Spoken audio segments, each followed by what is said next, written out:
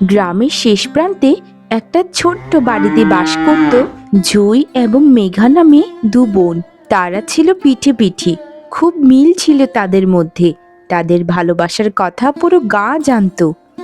তাদের বাবা মা খুব গরিব হওয়া সত্ত্বেও তাদের কোনো অভিযোগ ছিল না।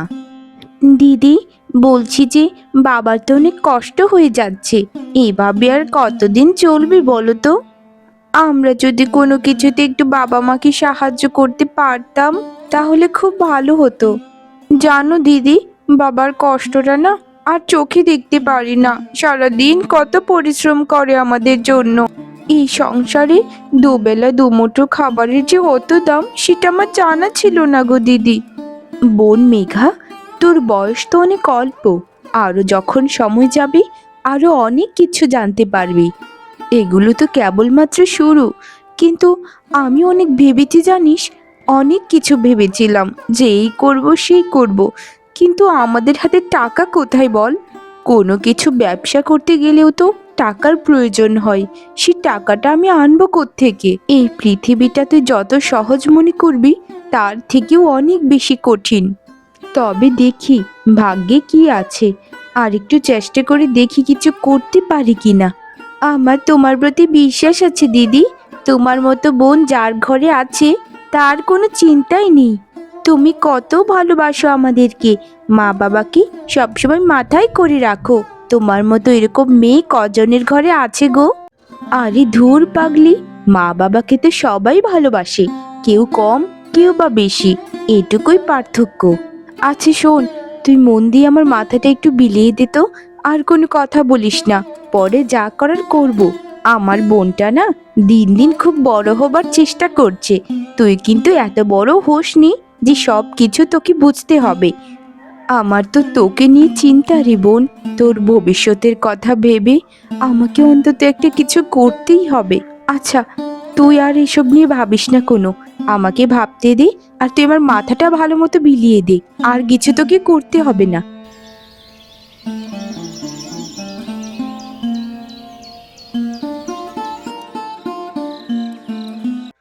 মা, জুই, মেঘা, আর শোনো গিন্নি, তোমাকেও বলছি, আমি একটা সিদ্ধান্ত নিয়েছি। আর এই গায়ে আমাকে কাজ করলে চলবে না, আমাকে একটু বাইরে বেরোতেই হবে এখন। আরে বাবা, তুমি কি বলছো?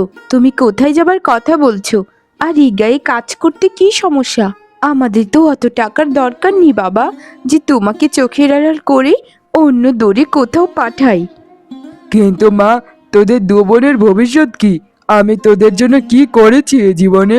আমি ভেবেছি আমি শহরে যাব, সেখানে গিয়ে রাজমিস্ত্রির কাজ করব, আমি অনেক টাকা কামাতে পারবো। তারপর তোদের দু বোনের জন্য কিছু একটা করে যাব। শোনো বাবা, তুমি যেটা বলেছো সেটা সেখান পর্যন্তই রাখো কথাটা, আর একটা কথাও বলো না। তোমাকে আমি কোথাও যেতে দেব না বাবা। তুমি আমাদের চোখের সামনে থাকবে। আমরা পারলে দুবেলা না খেয়ে থাকবো, তবু তোমাকে দূরে কোথাও পাঠাবো না। আর তুমি দূরে কোথাও গেলে আমরা কখনোই ভালো থাকতে পারবো না বাবা। তোমাকে যে আমরা দু বোন বড্ড ভালোবাসি, আমাদের কোনো ভবিষ্যতের কথা তোমাকে চিন্তা করতে হবে না। আমাদের এই বাড়িটা আছে না, এই বাড়িতেই সারা জীবন আমি আর দিদি থাকবো। এভাবে আর কতদিন মা? তোদের জন্য তো হলেও যেতে হবে তোদের বাবাকে। আটকাস না মা, আটকাস না, যেতে দে না রে। এমনি গায়ের মানুষ কত কিছু বলে, দুটো মেয়েকে এত কষ্টে রেখেছি আমরা। মা, এটা তুমি একদম ভুল কথা বললে। কে কি বললো না বললো সেটা ভেবে আমাদের কি লাভ? আমাদের সংসারে সুখ শান্তি থাকলে সেটা আমরাই ভোগ করব, আর দুঃখ থাকলেও সেটা আমরাই ভোগ করব। মানুষ তো আর আমাদের ভাগ নেবে না। মেঘা একদম ঠিক কথা বলেছে বাবা মা। শোনো আমি কি বলি, আমাদের যে পোড়া একটা জমি আছে না, সেই জমিতেই আমরা এখন থেকে চাষ করব। আমি আর মেঘা মিলে সবজি চাষ করে তারপর বাজারে গিয়ে বিক্রি করব। এভাবে আমাদের সংসারটা সচ্ছল হবে আস্তে আস্তে। বাহ দিদি, তুমি তো দারুণ বলেছ। এই কথাটি আমার মনে মনেও ছিল। ওই জমিতে যদি আমরা দুজন সবজি চাষ করি তাহলে দেখবি খুব ভালো হবে। চলো দিদি, আজকে থেকেই আমরা কাজ শুরু করে দিই। কিন্তু মা, ওই জমিতে তো ফসল ফলে না খুব ভালো মতো। ওই জমিতে চাষবাস করা আরো 10 বছর আগে আমি ছেড়ে দিয়েছি। মনের মতো ফসল কখনোই আমি ফলাতে পারিনি। কিন্তু বাবা, আমাদের উপর একটু শেষ ভরসা করে দেখোই না, যদি কিছু আমরা করতে পারি। আর চেষ্টা করলে কখনোই তা বিফলে যায় না, এটা আমার বিশ্বাস। আমাদের শুধু একটা সুযোগ দাও। আচ্ছা ঠিক আছে মা, আর তোদের উপরে আমার সম্পূর্ণ ভরসা আছে।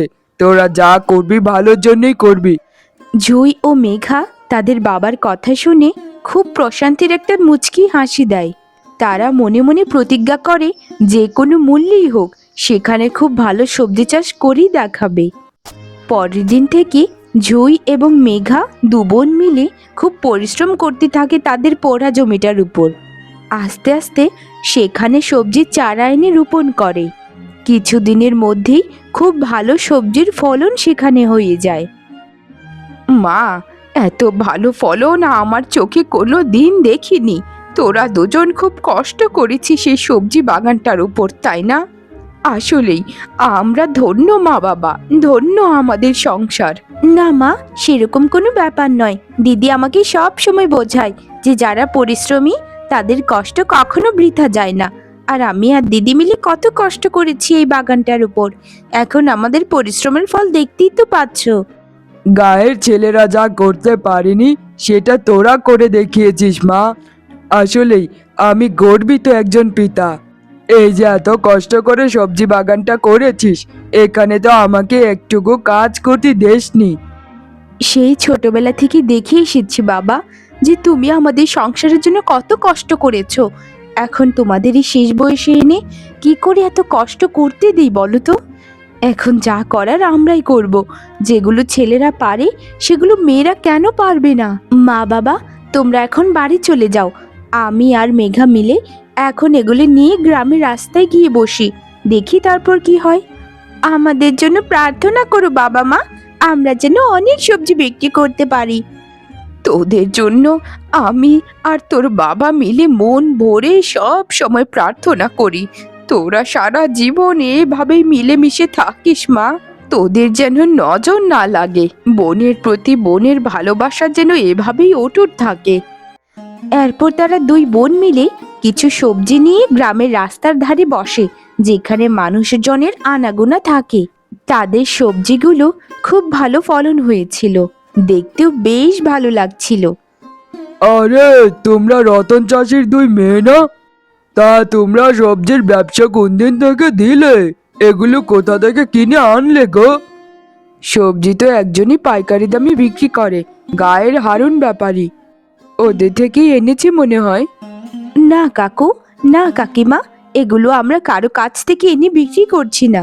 আমরা দু বোন মিলে আমাদের পোড়া জমিতে একটা সবজি বাগান করেছি, সেখান থেকে তুলে আনলাম মাত্র। আপনাদের পছন্দ হলে এখান থেকে কিছু সবজি নিয়ে যেতে পারেন বাড়িতে। আরে কি বলছিস রে তোরা? তোরা দুজন এত বড় কাজটা করে ফেলেছিস? তোর বাবা যেখানে 10 বছর কাজ করেও একটা সবজি ফলাতে পারেনি, সেখানে তোরা দু বোন মিলে কত দ্রুত সময়ের মধ্যেই সবজি চাষ করে ফেলেছিস। সব কিছুই হচ্ছে বিধাতার খেলা কাকিমা। আমরা পরিশ্রম করেছি, তাই আমাদেরকে ফল বিধাতা দিয়েছেন। জয় হোক মা, নিজের ক্ষেতটা একটু দেখে শুনে রাখিস। আর তোদের সবজিগুলো খুব ভালো এবং টাটকা। আমাকে 1 কেজি টমেটো আর 1 কেজি বেগুন দে তো। এরপর দু বোন মিলে সারাদিন সবজি বিক্রি করে সেই টাকাগুলো নিয়ে বাড়িতে ফিরে যায়। তারা দুজন বড্ড খুশি ছিল। জুই এবং মেঘার সফলতার কথা গায়ে গায়ে ছড়িয়ে পড়ে। কি বলছেন কাকিমা? এগুলো ওই রতন চাষির মেয়েরা করেছে? এটা কিন্তু বড্ড বাড়াবাড়ি হয়ে গেছে। জানেন আপনি, সেই 5 বছর আগে রতন চাষি আমার কাছ থেকে 50টা টাকা ধার নিয়েছিল। টাকাটা তো শোধ করেনি, টাকা চাইতে গেলে অস্বীকারও করে। তাহলে তুমি টাকাটা চাচ্ছ না কেন গো? চাইলেই তো হয়। আর শোনো, মেয়েগুলো হচ্ছে লাখে দুটো মেয়ে। তারা দুজন মা বাবাকে যে এত ভালোবাসে, মনে হয় তাদের মা বাবার জন্য সব কিছু করতে পারে। এরকম মা বাবার নাই হলাম, দুটো দোষী মেয়েকে ঘরে রেখে এভাবে পরিশ্রমের টাকা খায়। মেয়েগুলোকে কি কষ্ট যে করাচ্ছে সেটা তো আমি আরো শুনেছি। এগুলো করা একদম ঠিক নয়, বুঝেছেন? মেয়েরা হচ্ছে সংসারী, তারা করবে সংসার, ঘরের মধ্যে থাকবে। তারা বাইরে গিয়ে আবার কিসের কাজ করবে শুনি?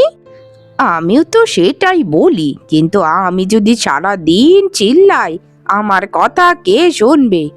তাই তারা যেভাবে ভালো থাকে, যে কিছু করছে তারা তাই করতে থাকুক। আমার এত মাথা ঘামানোর কোনো দরকার নেই। আমি তাহলে যাই গো পলাশের মা, বাড়িতে কত কাজ পড়ে আছে। আমার ছেলেটাকে নিয়ে হয়েছে বড্ড জ্বালা, কোনো কাজকর্ম তো করে না, সারা দিন অলসের মতো বাড়িতে শুয়ে বসে থাকে। এখন সব আমাকেই কাজ করতে হয়।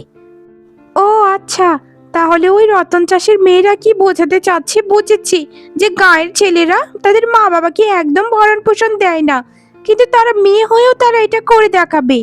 শুধু সকালটা হতে দিন, তারপর গিয়ে কিছু কথা শুনিয়ে দিয়ে আসবো। আমার টাকাগুলো ফেরত চাইবো। নিজেরা খুব স্বাচ্ছন্দ্যে চলাফেরা করছে, আর মানুষের টাকা খেয়ে বসে আছে।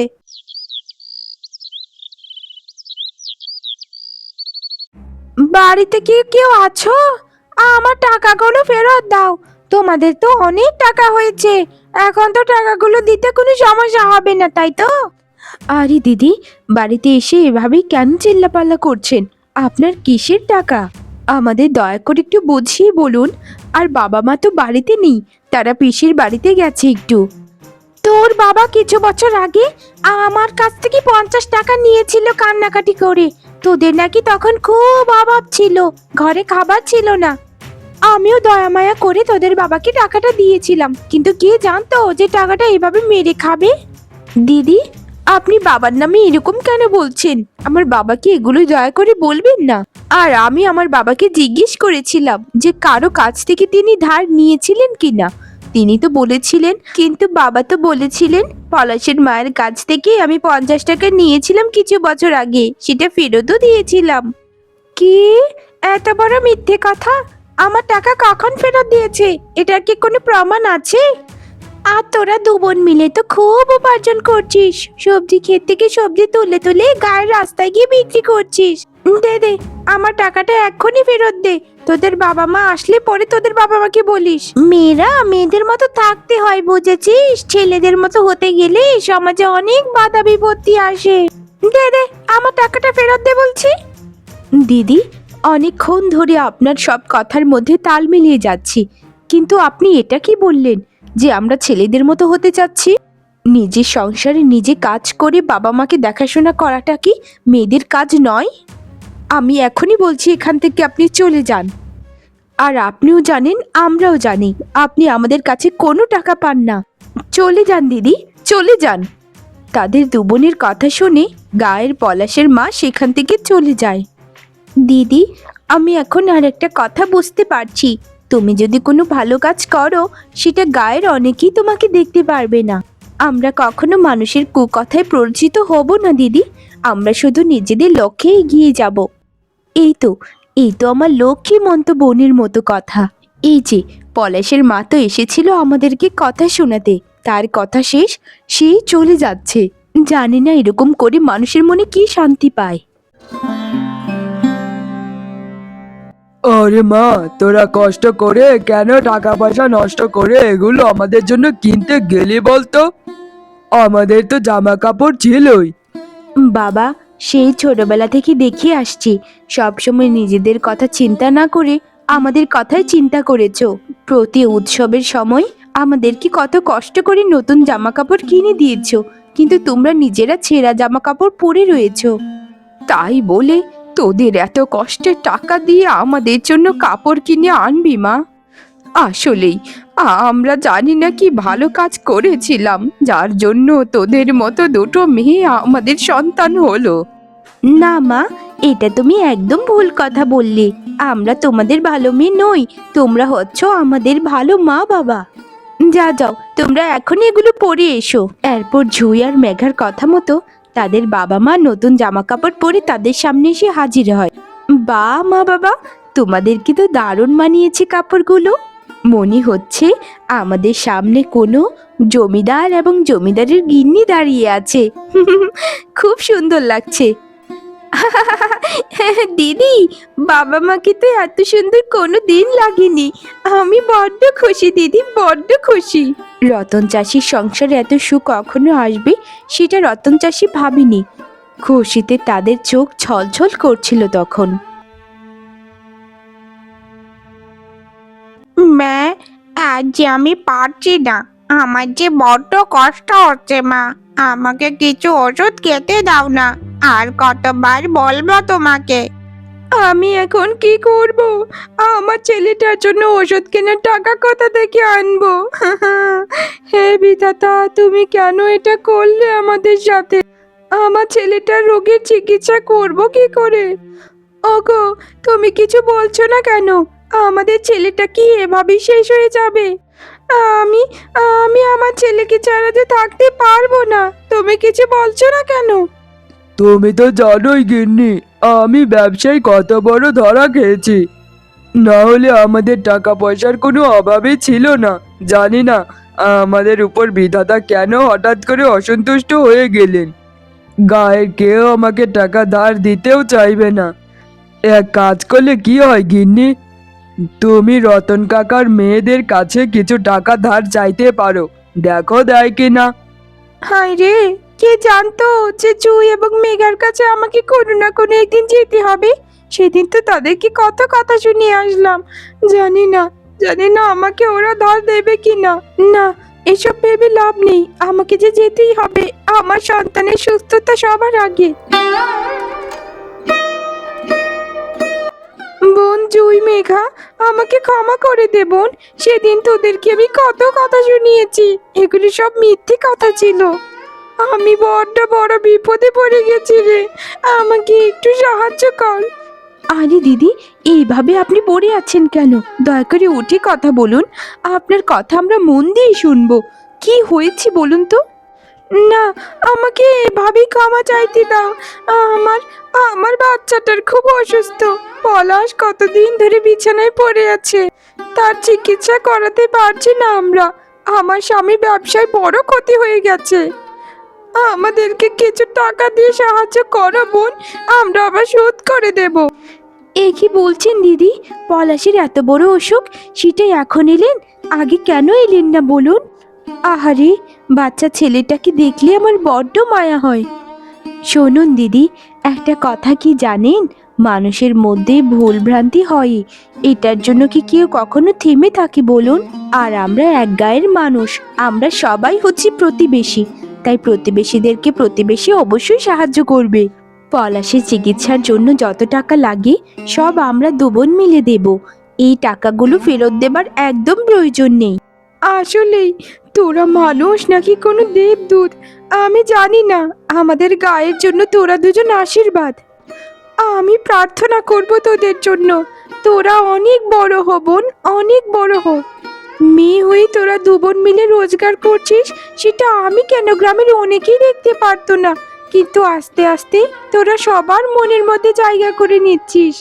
জুই এবং মেঘা তাদের গায়ের জন্য বড় একটি আশীর্বাদ ছিল। শুধু তারা পলাশের মাকেই নয়, গায়ের অন্যান্য মানুষদেরকে, যারা খুব অভাবী ছিল তাদেরকেও সাহায্য করত তারা। রতন চাষি একটা কথাই শুধু চিন্তা করতেন, যে তিনি হয়তো কোনো ভালো কাজ করেছিলেন, যার জন্য তাদের মেয়েদেরকে তারা পেয়েছে।